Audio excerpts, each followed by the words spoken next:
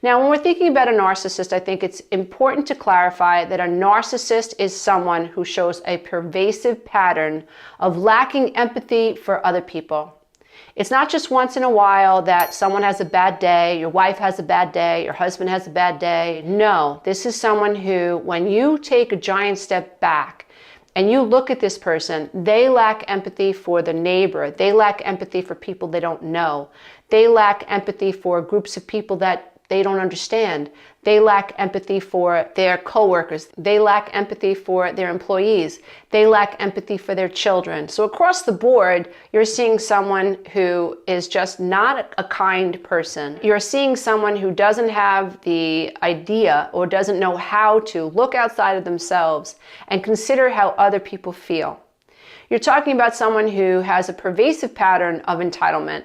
So this is someone who lies to get their own way. This is someone who feels entitled to exploit anybody in their vicinity that is in their way of gaining what they want. So if you work with a narcissist, it's not uncommon for a narcissist to sabotage the work experience and for them to take credit for work that you've done. So you're just in the way. The narcissist wants the promotion and he or she will figure out a way to sabotage you and sabotage even what people think about you in order to get their way, in order to get the promotion. A narcissist will exploit the vulnerabilities of other people. You tick a narcissist off and they're coming for you. And they're not going to be happy until they've annihilated you in any way, shape, or form. So if you have a business, they're coming for your business. If you have a family, they want to turn your family against you, or they want to hurt your family. This is someone who will harass you online. They are vengeful people. And it's not just with you. You'll see that when the narcissist gets ticked off by anybody, it sets them off on this pattern. And if you are the target of a narcissist, it's very difficult for you because you want to let it go. You want to move on. But a narcissist will not allow you to move on. And this is because they need to dominate and they need to feel powerful. So if you trigger a narcissist and a narcissist feels like you are slighting them, that you are mortifying them, that you're humiliating them, and oftentimes it's all in their head. Like you could say something in passing and a narcissist just assumes that you are trying to slight them and they still react very, very poorly. So if you want to get a narcissist to leave you alone, what you want to do is you want to maintain very clear boundaries. The last thing a narcissist wants to do is to waste their time with someone who has strong boundaries. The last thing a narcissist wants to do is give their energy to someone that they cannot intimidate. The last thing a narcissist wants to do is wrestle with someone who is so strong and so convicted in who they are. And so a narcissist is going to want to cut you loose. If you think about dealing with a narcissist at work, let's say, for instance, when you confront a narcissist, or even if a narcissist confronts you on something mild, and you present yourself very calmly, very intelligently, and you just stick to the facts. You don't deal in the emotional realm. You deal with the facts. So when you're dealing with a narcissist, you want to try to remember to not allow yourself to get emotionally activated. Once you get emotionally activated to what a narcissist says, then they've got you because they're going to feed on your emotions. And when we're emotional, we're not thinking clearly, we're not thinking logically. Our own patterns can get activated. When you're dealing with a narcissist, what you want to do is you want to stick to the absolute facts when dealing with them.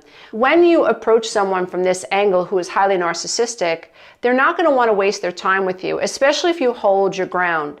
If they start name calling you and you say, listen, that's, your prerogative to see me any way you want. I don't feel that way about myself, but you're entitled to your perception of me. You are not reacting. What the narcissist is trying to do is get you to react. They want you to respond. Why? Because they can't maintain their own energy, if you will. And when you react negatively, they feel like they've gotten power over you. We see this with narcissistic mothers. Narcissistic mothers that will scapegoat one child will not leave that child alone until that child breaks down.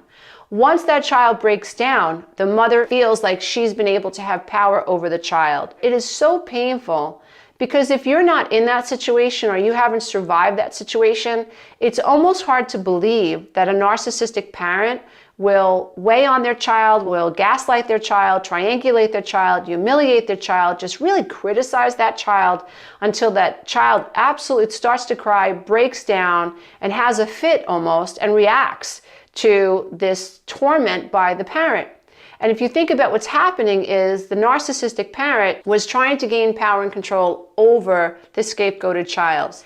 The narcissistic parent isn't gaining the power that they want, but when the scapegoat breaks down, that's when the narcissistic parent feels like, I got him, I got him, I got him, I got him, I got him. And they suddenly have power again. So when you think about this, when you think that a narcissist wants you to get emotional, if you want them to leave you alone, you can't get too emotional. You can gray rock them, you can shutty, which is basically not giving them any ammunition for them to chew on, in which will excite them, which will activate their narcissism, and will actually keep the cycle going between you and them. If you want a narcissist to leave you alone, you have to spend time thinking about the dynamics of the relationship. When you're dealing with someone who is highly narcissistic, they want to manipulate, they want to control, and they will do anything, almost anything to do that. They will lie to you. They will gaslight you. They will blame shift you. They will turn the words around. They will use word salads and crazy making communication. When you spend time away from the relationship to really think about the person you're dealing with, when you take the time to identify their character traits, and you know that you're not wrong, you know in your mind, this person did this with this person, behaved this way with that person, this person has a pattern of behaving this way, this experience, you know that you're not crazy. These are actual facts that you have.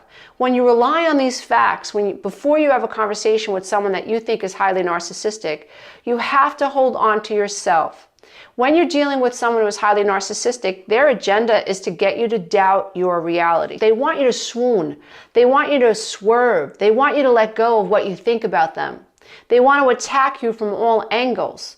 They want you to worry about what they think about you. So if you take that off the table, if you do not worry about what this person is saying and you only stick to what you know, when you know that this person is going to try to use a word salad, they're going to use words like you're the narcissist or you're trying to control me, and you know that is not what is going on, you cannot react to when they do this. When they use words like you should have, no, that's you telling me what you think I should do. Let's stick to the facts. Let's stick to A, B, and C. You're accusing me of A, and I need to know what fact you have to back that up. Narcissists very oftentimes talk in accusations. They talk in feeling. They talk in fortune telling. I know why you did that. I know why you said that. You did that on purpose.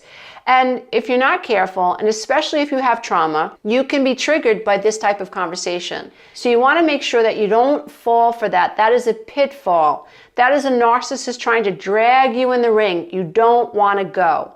When you're dealing with a narcissist and you want them to leave you alone, you have to stand in your power. Take the time to acknowledge what you're dealing with. Take the time to make a list that identifies the character traits in this person that you recognize as highly narcissistic. Do you share this list with the narcissist? Absolutely not. You do not do that. You keep it close to your chest. You know what you're dealing with. If you want the narcissist to leave you alone, you be armed with logic and reason. Your agenda is to not allow them to trigger you. Under any circumstance, you will not become emotional when dealing with someone who is highly narcissistic. And if you feel yourself going down the rabbit hole, that's when you put your hands up mentally, emotionally, or physically, and you say, I gotta hit the pause button. I need time to reflect because I don't like where this conversation is going, and I prefer to have conversations about facts. I prefer to feel heard, and I want to be able to hear you, but the words that you're using are making me feel like you're attacking my character, and I'm not so sure that we're going to be able to get from point A to point B. That's you telling this person, I'm not playing. One of the major things that a narcissist is afraid is going to happen in this situation is they're afraid that you are so spiritually ahead of them, so quantumly ahead of them, so much more emotionally intelligent than them, that you're going to be able to see how manipulative they are. They are afraid of people who hold them accountable. They are afraid of people who can see past the mask. They are afraid of people who can call them out. So a narcissist is actually terrified of the person who is confident, who has clarity, and who has ownership over their own being, and who understands what they're dealing with. So if you want a narcissist to leave you alone, get clear about what you're dealing with. Take the time to figure out what the facts are. Take the time to identify the narcissistic traits in the other person. Take the time to hold on to your energy. And be sure to hold those boundaries with yourself when the narcissistic conversation starts to flow. And if you are someone who's struggling with codependency, if you are sick and tired of attracting your mother or your father into your life, if you are sick and tired of attracting narcissists into your life, and you want to know how to hold on to yourself, and you want to know how to process your feelings, you want to know how not to step into old patterns, you want to know how to heal the triggers inside of you so that you can create an amazing life, check out the 12-week Breakthrough Coaching Program. Go to www.lisaaromano.com and click 12-week Breakthrough Coaching Program. Namaste, everybody. Until next time. Bye for now. If you love this content, don't forget to check out the next video, and you can go to my website and take the codependency quiz.